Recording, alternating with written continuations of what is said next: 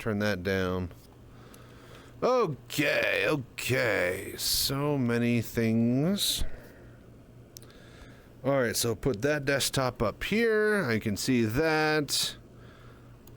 I got my chat. All right, let's go. At the center of it has always been you and your spaceship. And over the years of development and test, feedback and iteration, there have been many changes to the combat and traversal experience. And in the upcoming Alpha 323, the biggest and most anticipated of those makes their presence known with the arrival of Master Modes. And with that comes additional changes to precision targeting, weapon balance, gimbal use, and more.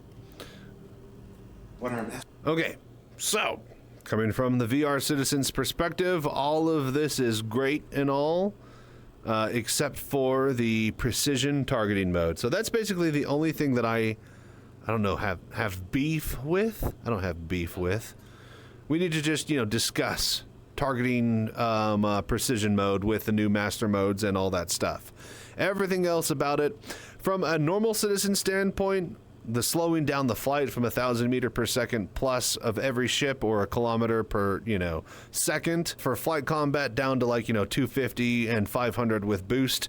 That's going to be amazing. I love it. It'll actually make things more cohesive, and, you know, you can actually see the ships that you're fighting and flying against, so that's all going to be cool. But as far as how VR users mess with it, everything is going to be interesting and cool and good, except for this zoom in feature.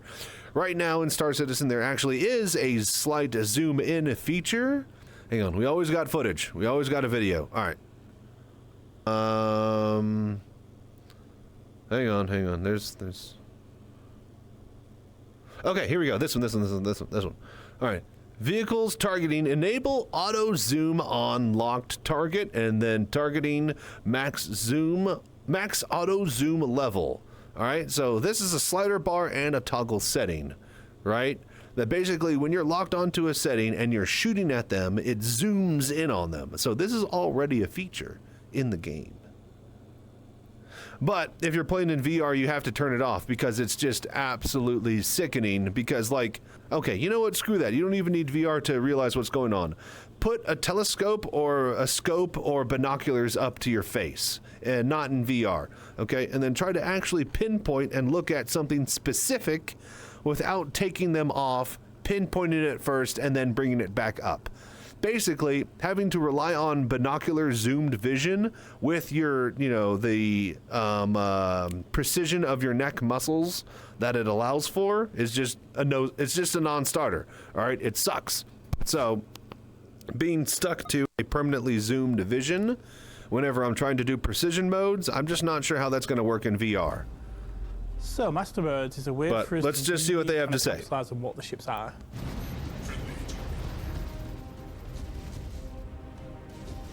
Basically, Master Modes are a new game feature that change all the combat experience inside the game. Oh. New game feature that change. Hang on. I'm gonna get a lot of flack for this, but there's no way that somebody hasn't made this comparison already.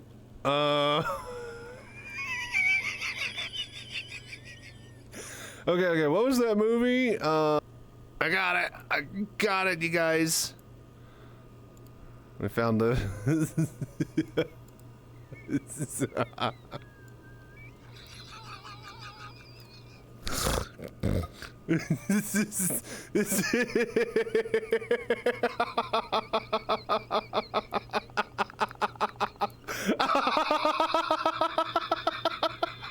Okay, that's...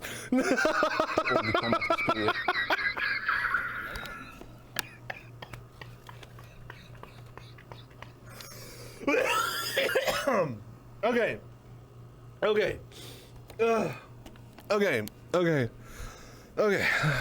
All right, let's keep going. Inside the game, so you have a mode for fighting in and a mode for flying from place to place. Then.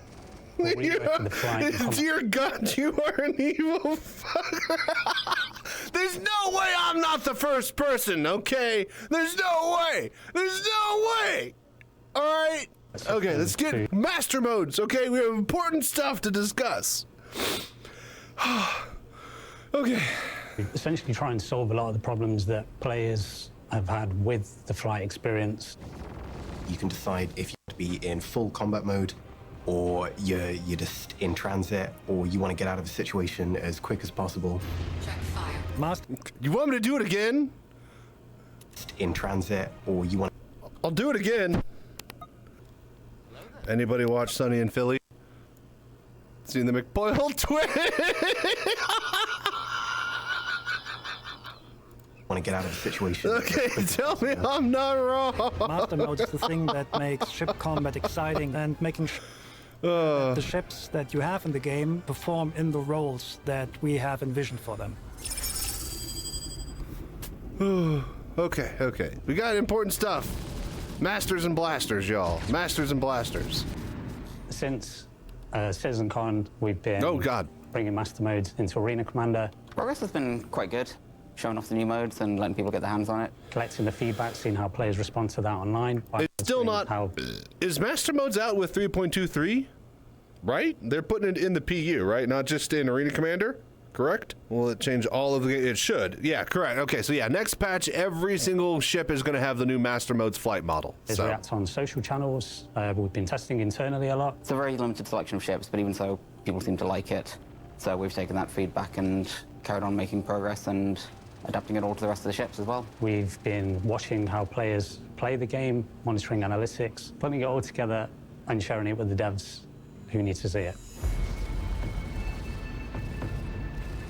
How the hell do you go about converting 200 ships to vehicles? Unfortunately, there's only really one way to do it, and that's by not hand. get too intimidated by the number. A team effort. We're just cracking through it, really. The difficult part, of course, especially as a designer, is try to understand the new game dynamics that the game system creates, especially in an environment like the PU, and then try to being able to deliver the proper game experience for every ship with a different tuning. And that's quite difficult, but that's also what is really interesting about bringing up a new feature. So we're moving each individual ship into an archetype, and we're going to rebalance that ship to the archetype as a starting point. And then basically, once that's complete, we're going to add the individuality into each ship. Each ship has been given a full refresh, and we've looked at every ship in the game, assigned them a base archetype so that you know what you're getting into from the get-go.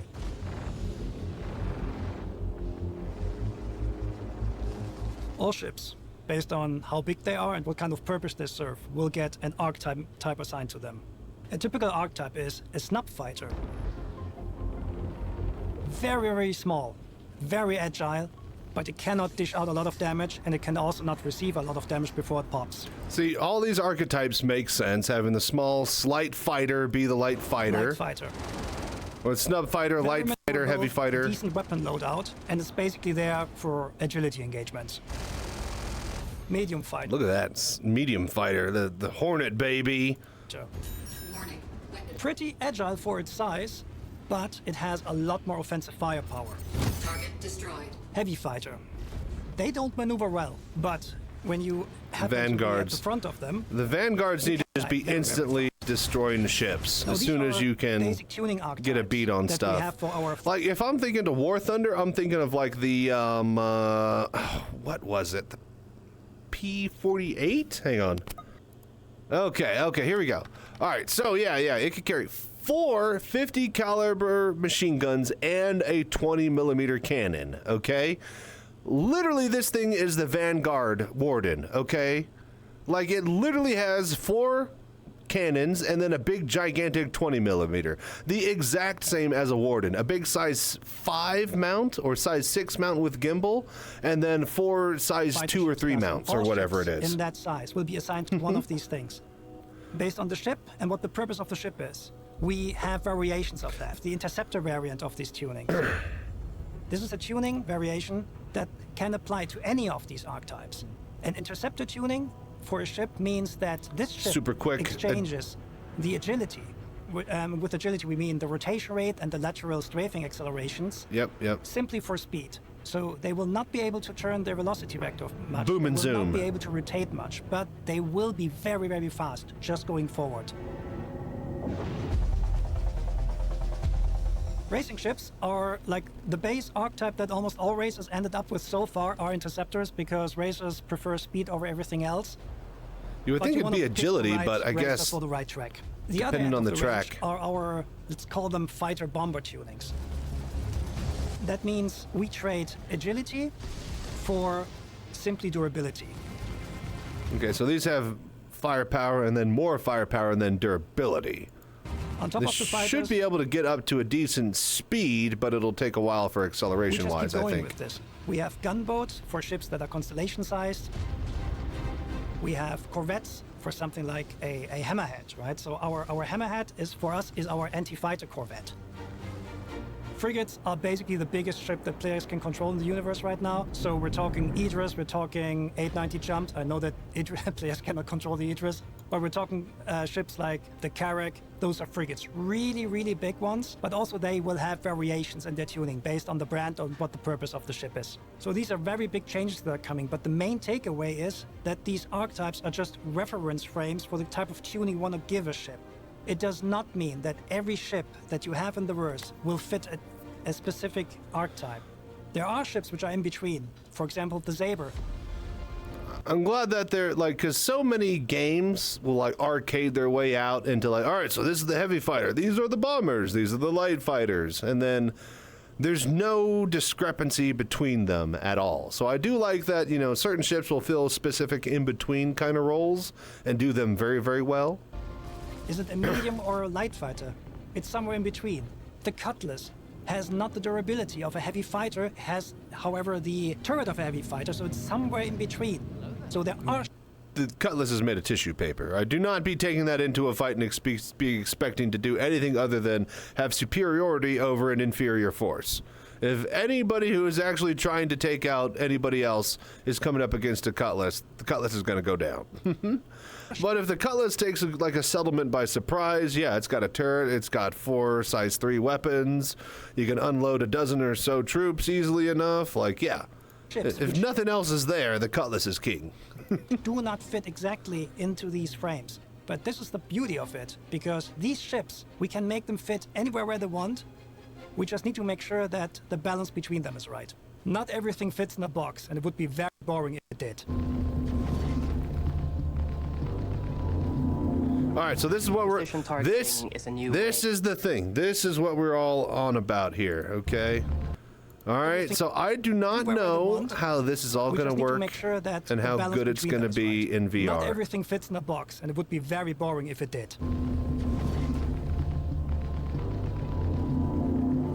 Precision targeting is a new way of aiming as... This all works great and is amazing at a desktop, I assume, and they all love it and talk about how awesome it is to be able to see your shots. But again, giving binocular vision to somebody who controls the camera with their neck muscles, specific parts never of the a good idea. You get the zoomed-in picture of your targets. Every single time when you're playing any flying game, they have that button.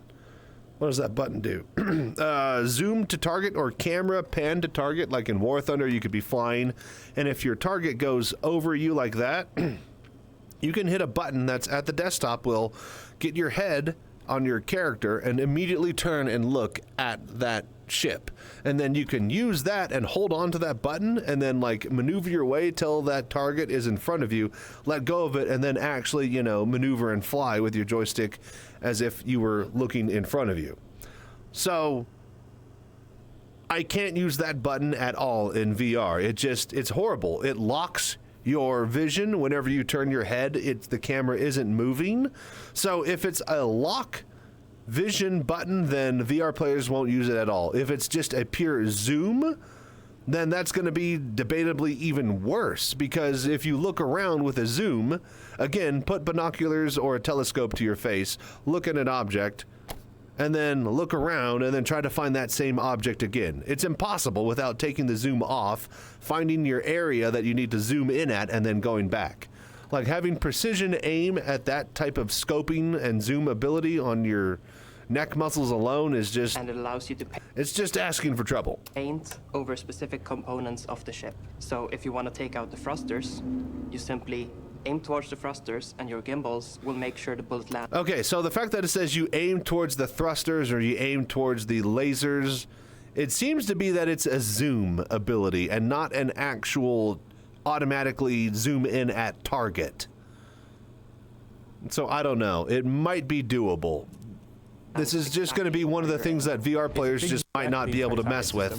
The same with, like, you know, face over IP or other type of little tiny things like that that Star Citizen just has to offer that just aren't doable in VR. To make it not only fit master modes, but also fit the problems we've had with Target in the past, which is the control of the weapons and the accuracy.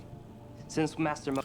See, it's just so weird. In the past, which is like, look at this variable zoom we have here. The control of the weapons. And this is from the pilot's POV. And the accuracy.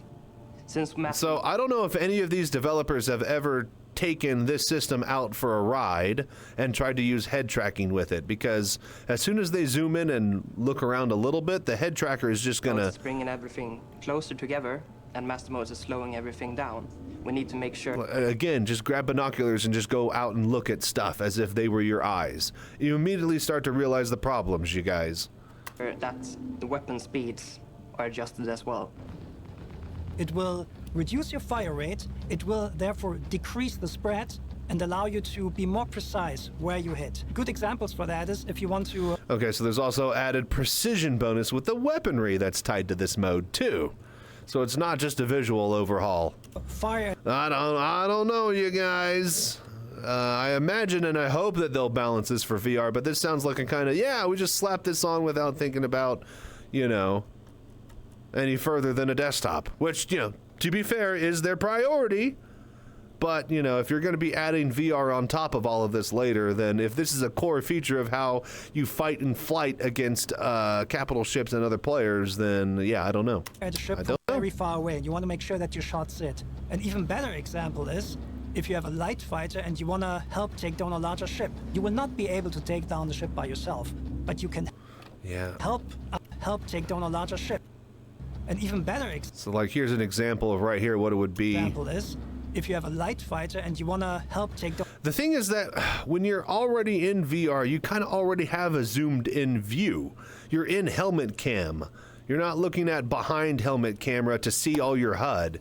So I don't know if this is even really needed. On a larger ship, you will not be able to take down the ship by yourself. Don't worry, it's just another placeholder for placeholder for placeholder. You're not lying. Well, okay, this is more, we're in like the third or second tier of placeholder instead of the first or second, I would say. Just due to the fact that this is going to be a system needed to be refined and ready and usable for Squadron 42, so.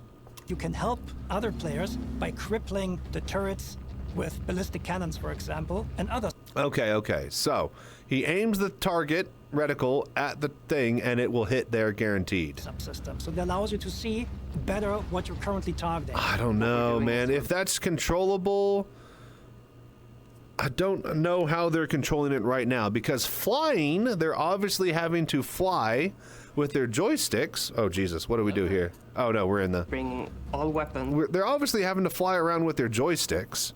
So all the camera controls has to be automatic on a desktop. Again, if they have head tracking, the head controls the camera. Same with VR. It doesn't look like any of this footage has head tracking. Allows you to see better what you're currently targeting. Because if it did, and if it's a pure zoom, then anytime they have a heartbeat, the camera would jiggle left and right because of how sensitive it would be with it.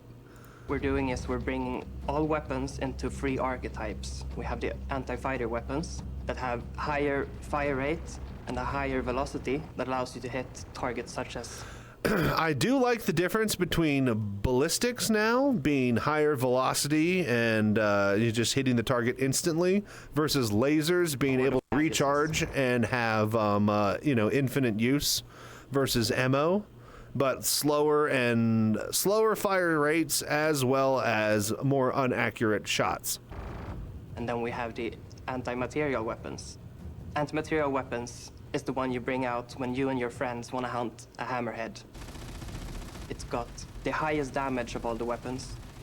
You want to deal as much damage as possible, but the target is big and it moves slow, so you don't have to worry as much about actually hitting the target. And then we have unspecialized weapons, which are in between the anti-fighters and the anti-materials. So this is better because it gives you a lot of options how you want to attack the target. You can't just, spray and pray that your shots are going to hit. Or you can go into the precision targeting mode, see all the sub-targets that you have available, and then pick out which of these sub-targets you actually want to attack. Next to basically seeing what you're actually hitting, you also just get the stunning view of that big ship that you're targeting, right? Like it's a full screen, zoomed in view on your target. You can see it in all its like glory. You can see all the parts you can shoot off. I think it's great. I think it's great. Have you used it with head tracking or VR? Huh? See, this is the problems that run into later down the road if you don't cover all of your bases is from the day one, from the step one. Really happy with the results so far. We're seeing a massive difference in the way... And again, you know, why would he have it with head tracking or VR? 99% of the player base, you know, uses it at a desktop. But again, this is why I'm here and asking these questions now. That works and what the players are actually doing within combat, and that's been really good to see. There's still some small things we're working on right now to kind of solve, but we're really happy, you know, we're kind of most of the way there at the moment.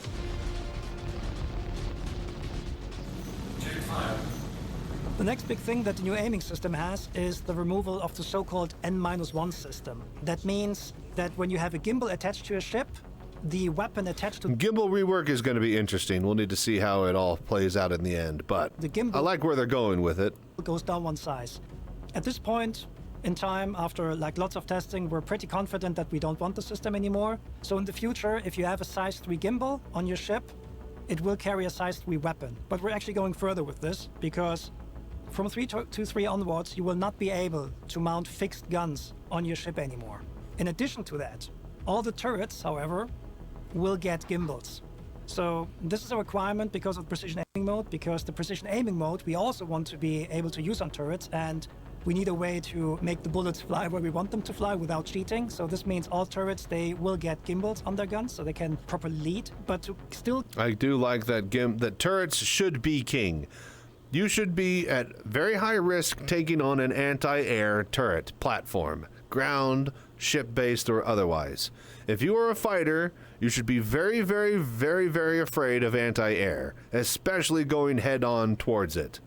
Will keep turrets more powerful in terms of their weapon employing capabilities, and also because turrets cannot just, you know, jump on the way out of the way. The auto gimbal mode will be something that's exclusively available to turrets. So pilots will still be able to manually gimbal their weapons with, you know, either tying it to their controls or by looking around. But only turrets will be able to use the auto gimbal system because there's like turrets are supposed to be very all right, so that's interesting here. So the auto gimbal only works with turrets. So the pilots will still be able to. The auto gimbal mode will be something that. Auto gimbal will only be turrets. Exclusively available to turrets. So pilots will still be able to manually gimbal their weapons with, you know, either tying it to their controls or by looking around. But so those who have head tracking or VR will still be able to access the extra gimbalage. However, like I've demonstrated many times before, having an extra turret attached to your head isn't actually viable in a 1v1 combat scenario. So, but only turrets. As cool as the Apache helicopter thing to like look and shoot the 20mm gun or whatever is, that's only good for like strafing ground targets. You're never gonna fight another ship looking and aiming with your eye and your neck and freaking, you know, flying around in your controls. It's just, then yeah, that's just way too many things to just juggle around effectively.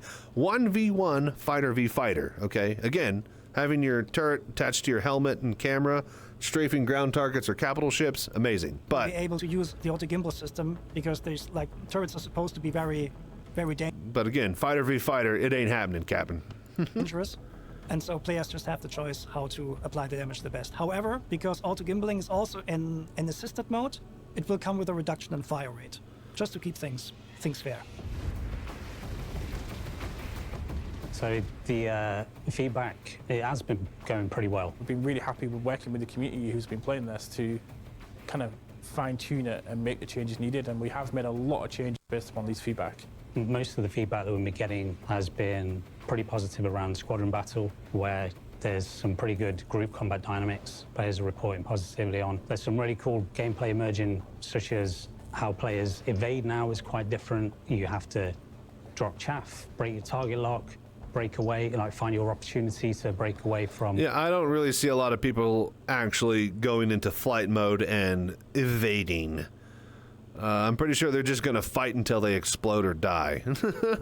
Unless they actually make the evading that quick and easy that a brand new, easy super noob can just actually break lock from a pro, engage the warp, and then, or not warp, but the flight mode, and then get out of there.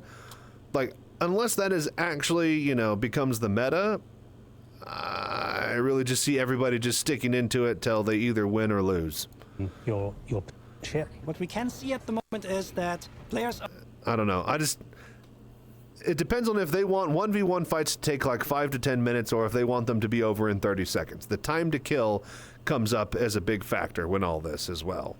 very happy with squadron battles. Players are not very happy with the 1v1, so this is more an area where we have to improve. And there he goes talking about they like their squadron battles, but the 1v1, yada, yada, yada. It's just what you tuned it in. Thank you, Pedro. Okay. Some tuning choices, how we should make some type of archetypes better rather than not. But in general, it's going to be mostly appreciated.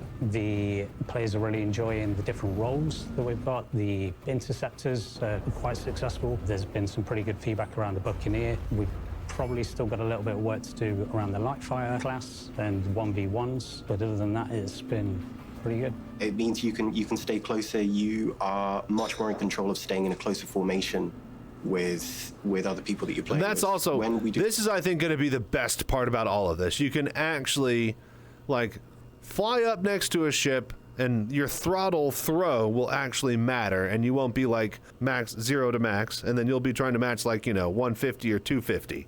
It'll be a lot easier to match speeds with your target and fly around them. So that's going to be cool, I think. It'll feel like you're actually flying instead of just zooming. Tests. We can actually fly in our own version of a formation, and we can track targets without being several kilometers off each other. That's your version of a formation. Our version of a formation is generally, if we can see each other still and we're not accidentally shooting each other, I'd consider that a good formation. I'm not sure that's the textbook definition of formation. That'll work for me. I can see you and not crash into you. That's not a formation, Josh. It's a win if at least 2 of the 4 of us manage to make it away in one piece without any friendly fire incidents.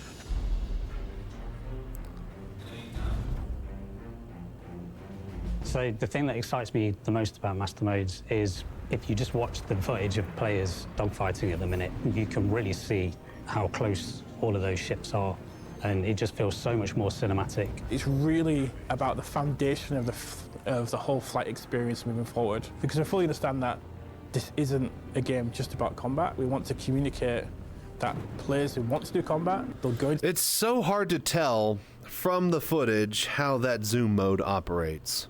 It's got to be a camera that just straight up zooms. The fixed nose weapons it just has to be a zoom on the nose, right? It can't be like a lock. It's not a lock on target. It doesn't seem to be, and it's not camera controlled. But if it's zoom off the nose, then what if I'm not looking at the nose? That means it has to be tied to head tracking. Again, I just have so many questions. That players who want to do combat, they'll go into the master mode for combat. But if you want to go from A to B, you've now got a mode where you can do that without being harassed as much. So that's going to be a big plus for the game. It's leveling the playing field a little bit more now. As we slowly breathe more life into each one of these ships, you're going to know this ship like the back of your hand. People seem to like how much more frantic and intimate all the fights are in the Arena Commander testing that we've done so far. And I'm looking forward to hearing people's thoughts once we've rolled it out across all the ships. Not everything that isn't 323 you can see already in the master mode, AC mode. It's there's a lot more stuff coming, especially to weapon Okay, and there's going to be more coming too, so of course. And how we use capacitors, etc. But overall, based on the feedback that we got so far and also from increasing player numbers, we're pretty confident that we're on the right track. So master modes and the gunnery system and the whole combat experience is a huge undertaking for us. And we cannot do it without you. So we want you to play it. We need your feedback. Be honest, tell us what... Go test master modes. Go let them know what's up. You don't I'll see if I can bring up my complaints with those those that I know of at CIG. But, my complaints with VR and head tracking and this zoom and master mode stuff are just so far behind needing to be addressed that it's not even funny at this point. So... Please also tell us what you like, so we can make... I wouldn't worry about me, but I just have to make make my statements and thoughts known at this point in time, because at least somebody has to be talking about it, and might as well be me. All this space combat game, great together. So what we learned this week? Well, we learned that with master modes comes a rebalancing of ship performance into dedicated archetypes.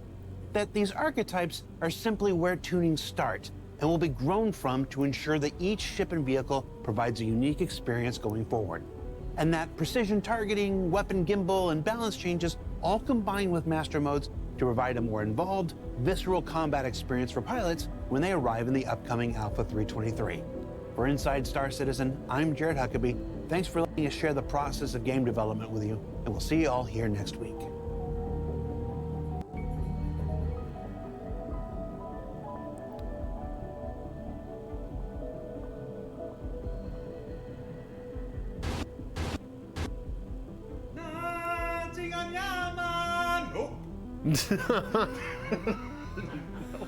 Oh, lordy. So yeah, what do you guys think about the new Masters and Blasters and Precision Aiming Mode and VR and head tracking? Let me know down below, and thank you guys for watching. As always, stay safe and fly right. Y'all have a good one.